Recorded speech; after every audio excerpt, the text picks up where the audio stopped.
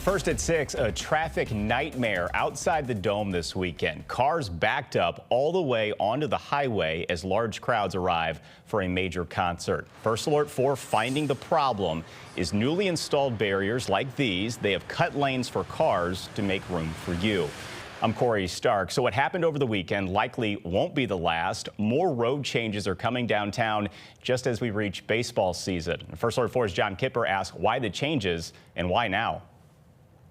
Never been to a concert like this before that we've had to wait this long. Adrian came from St. Peter's to the Zach Bryan show at the Dome Saturday night. They left early, 5:30 in the evening for the 7 o'clock show, and they were still in their cars over 2 hours after they left. We hope the concert will wait for us. She, along with thousands of others, were stuck in this mess outside the Dome. First Alert 4 caught people stuck on Broadway. It took us about 30 minutes to get about a mile down the road. And Drone 4 caught cars backed up onto I-70, completely stopped on the exit ramps. I've never seen it this bad, no. Now, previously on Broadway near the Dome, it was a 3-lane road. But last year, they installed curb bump outs for safety reasons and took out 1 lane of the road. So now, that's 1 less lane for major events. The city street department tells us the Board of Public Service put these in and similar ones outside of Busch Stadium on Broadway. Yeah, if we had more lanes, I feel like it would save a lot more time.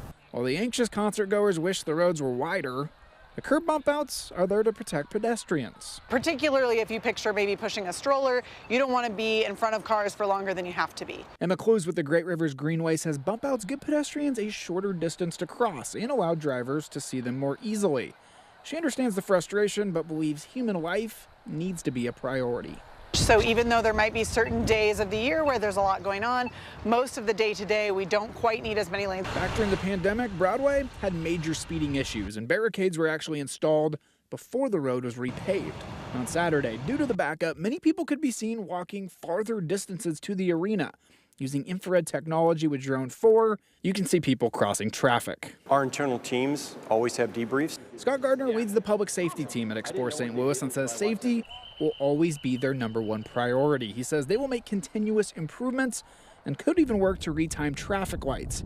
He urges you to check social media for a heads up, leave earlier, or use public transit. And it gets them off the traffic flow footprint. And while many were flustered Saturday, Clue says the long-term investment in safety will pay off. So if we can make these streets safer every day, but then there's a little bit of congestion every once in a while, and people figure out new solutions to that, it's worth it.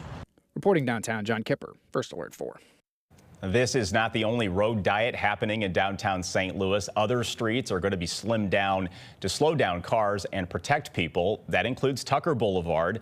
The city is spending millions to reduce lanes for cars and turn them into bike lanes and bigger sidewalks. A timeline for this project between Washington and Choteau is not yet known.